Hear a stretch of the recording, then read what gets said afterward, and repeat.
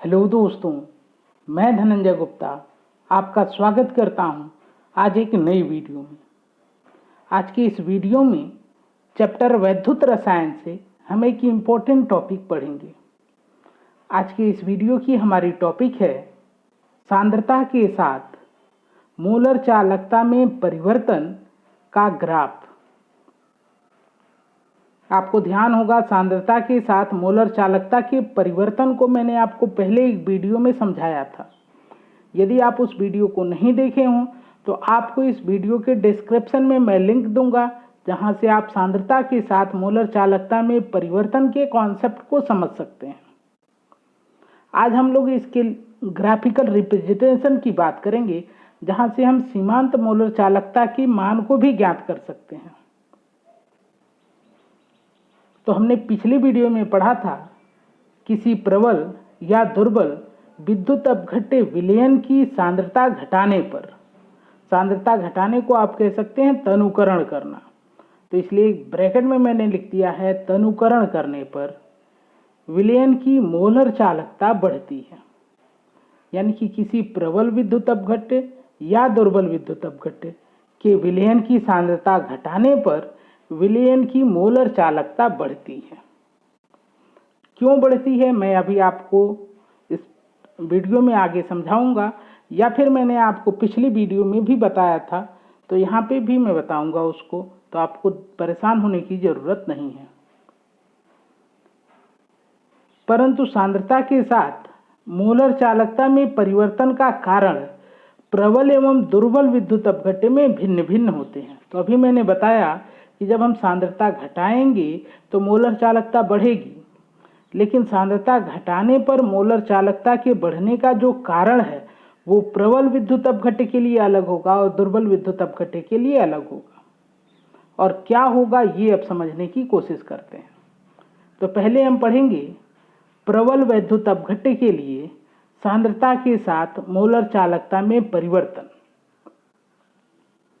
देखिए, यहाँ पर इस टॉपिक को समझने के लिए हमने पहले ही यहाँ पे एक विलयन बनाया है प्रबल विद्युत अपघट्य का, और यहाँ पे प्रबल विद्युत अपघट्य के जगह पे हमने KCl को लिया है, यानी पोटेशियम क्लोराइड को लिया है। आप जानते हैं प्रबल विद्युत अपघट्य ऐसे पदार्थ होते हैं जो अपने जलीय विलयन में 100% यानी कि 100% आयनित हो जाते हैं। तो जब हमने इसमें KCl को घोला है तो देखिए ये K+ और Cl- अपने आयनों में टूट गया है, यानी कि KCl विलयन में आयनित हो गया है, वो भी 100% आयनित हो गया है। अब हम इस विलयन की सांद्रता को घटाएंगे, और सांद्रता को घटाने के लिए हम क्या करेंगे, इसमें जल मिलाएंगे।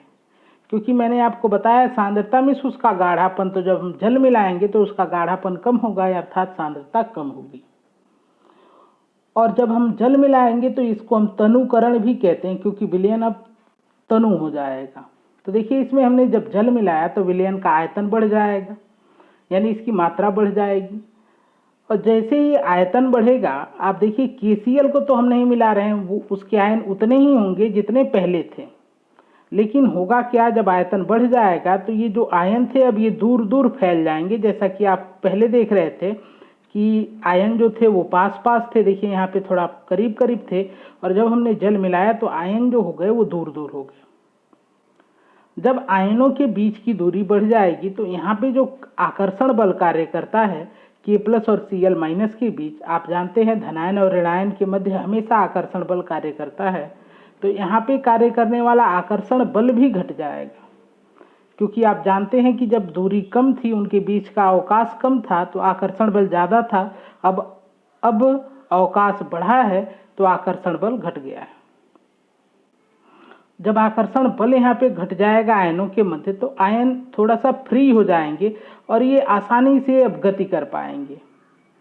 और आप जानते हैं कि आयनों की गतिशीलता जब ज़्यादा होगी तो विलयन की चालकता ज़्यादा होगी, या आप कह सकते हैं मोलर चालकता ज़्यादा होगी।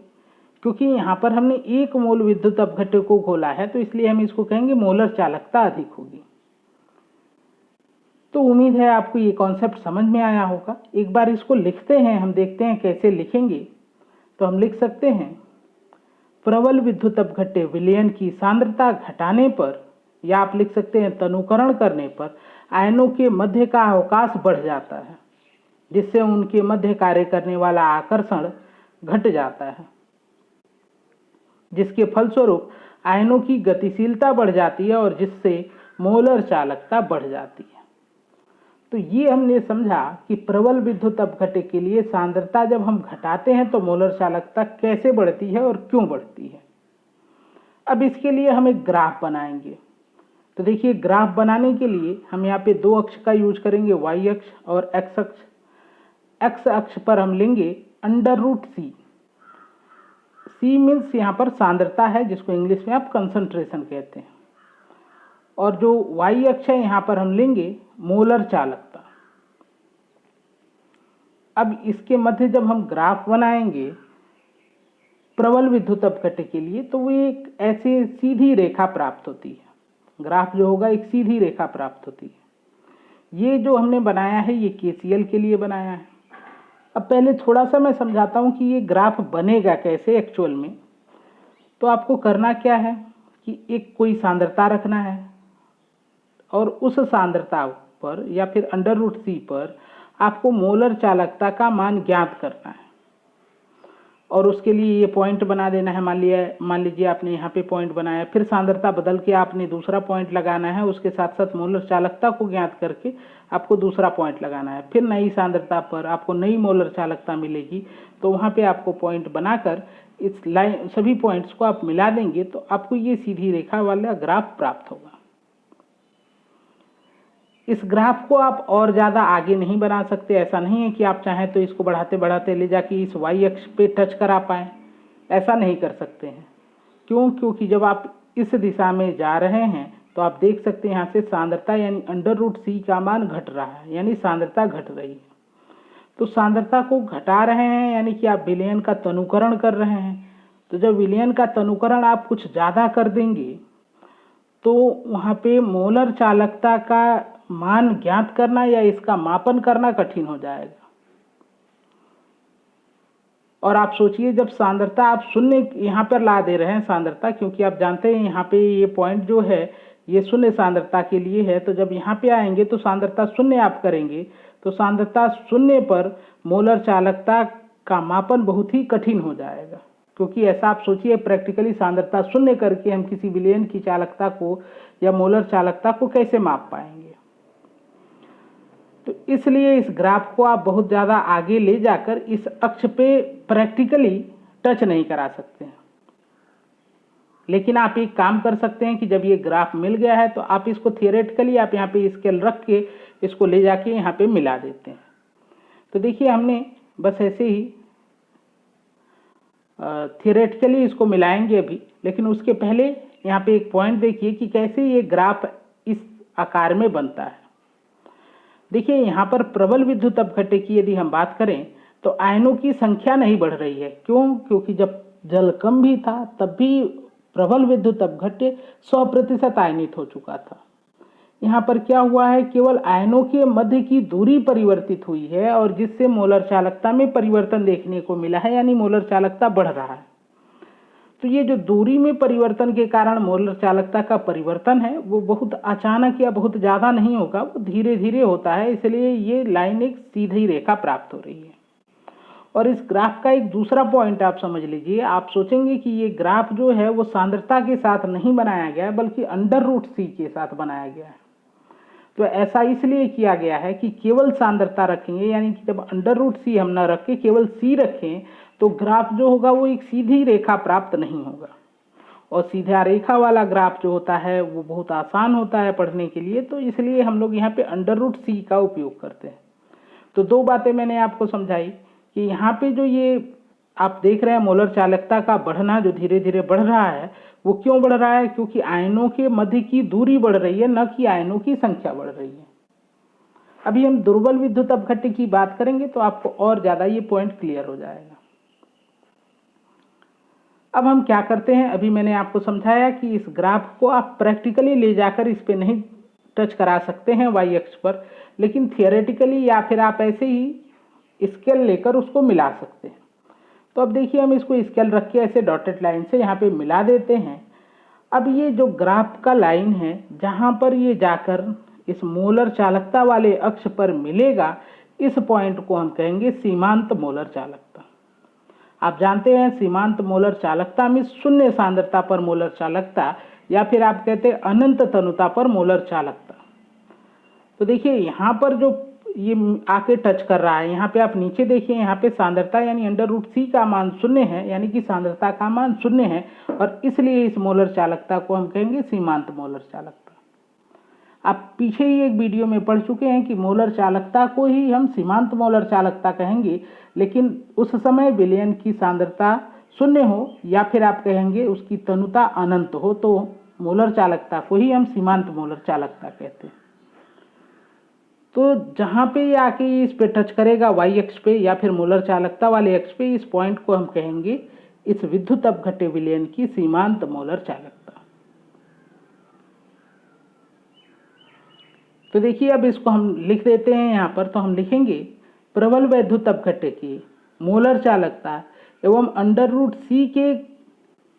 √c के ग्राफ के बहिर्वेशन से, बहिर्वेशन में जो ये आप एक्स्ट्रापोलेशन कर रहे हैं, मतलब ये एक्स्ट्रा लाइन खींच रहे हैं, इसको हम कहते हैं हिंदी में बहिर्वेशन। बहिर्वेशन से सीमांत मोलर चालकता ज्ञात किया जा सकता है।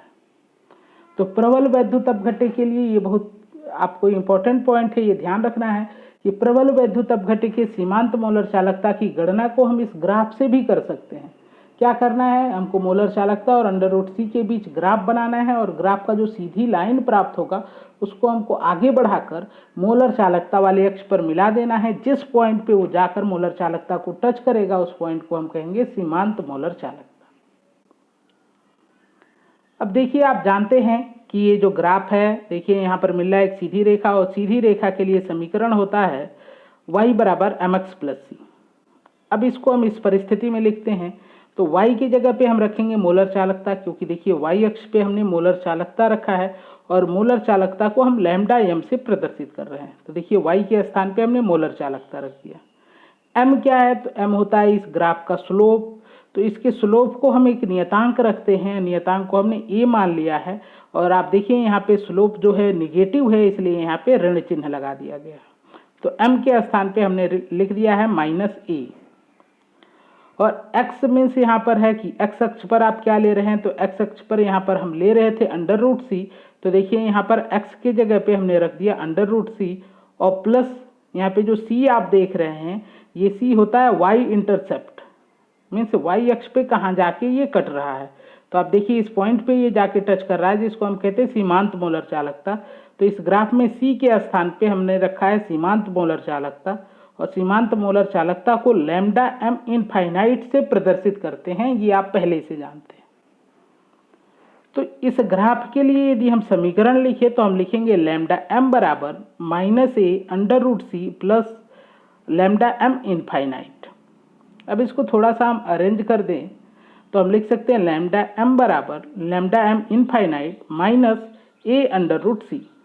ये हो गया इस ग्राफ के लिए समीकरण, और इस ग्राफ के समीकरण को एक वैज्ञानिक ने बनाया जिनका नाम था डीवेई हकल। तो इसलिए हम इसको कहते हैं डीवेई हकल आंसैगर समीकरण। तो यहाँ पे थोड़ा सा आप देखिए, यहाँ पे मैंने नाम लिख दिया डीवेई हकल आंसैगर समीकरण, इसको हम कहते हैं। और ये ग्राफ कैसे बनाया गया ये भी मैंने आपको समझा दिया गया, ये और साथ साथ में इस ग्राफ को लेकर ये समीकरण कैसे लिखा गया है ये भी मैंने आपको समझा दिया है। अब हम बात करेंगे दुर्बल वैद्युत अपघट्य के लिए सांद्रता के साथ मोलर चालकता में परिवर्तन, जिसके लिए हम यहाँ पर एक विलयन बना चुके हैं।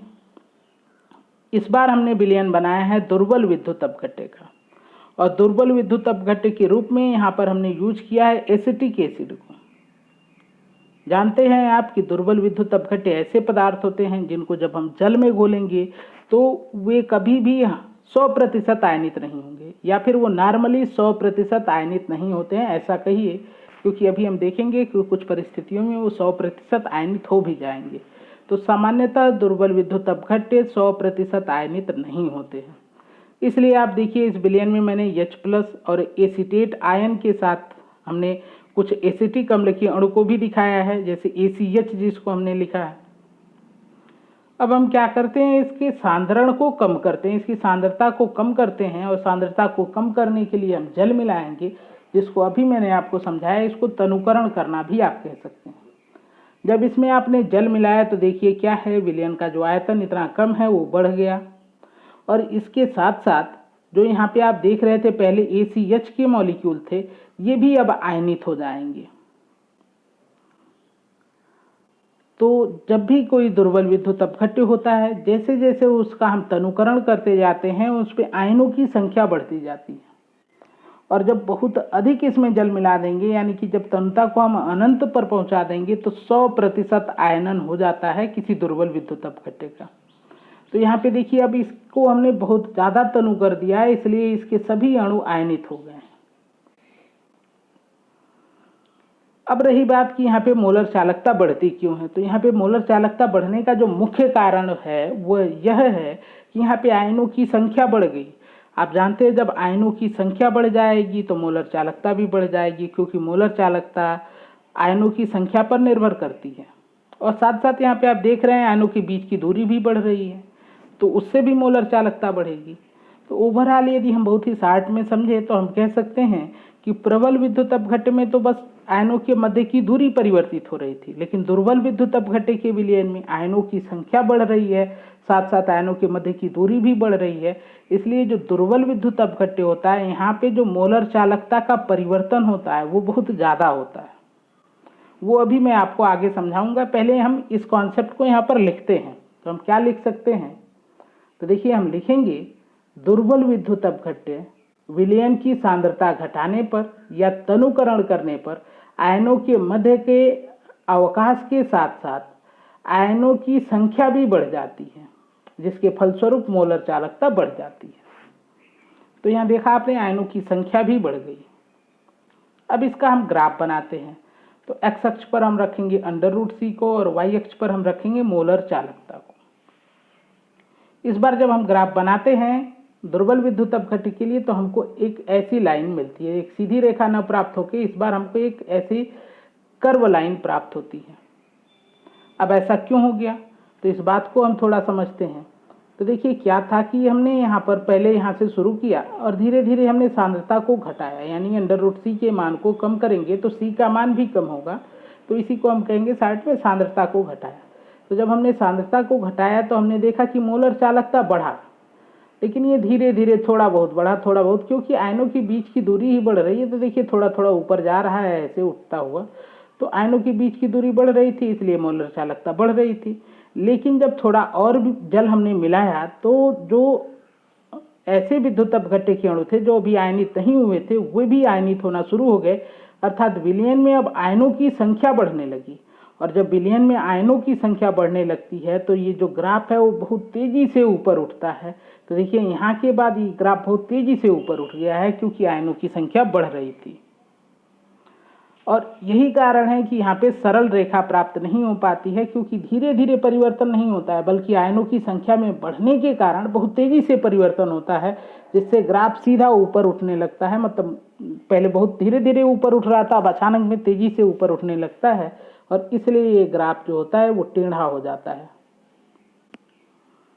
तो यहाँ पे जो मोलर चालकता के मान में जो परिवर्तन देखने के लिए मिला वो किस आधार पर मिला, आयनों की संख्या में बढ़ने के कारण।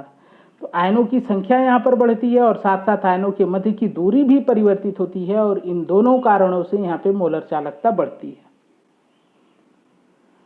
अब आप देखिए कि यदि आप चाहें तो इस लाइन को आप कोशिश करिए कि मोलर चालकता वाले अक्ष पर मिलाएं। तो आप स्केल रख के जब आगे बढ़ाएंगे तो देखिए ये इधर की तरफ ऊपर जाएगा, यानी कि ये मोलर चालकता वाले अक्ष को कहीं छुएगा नहीं, उसको टच नहीं करेगा।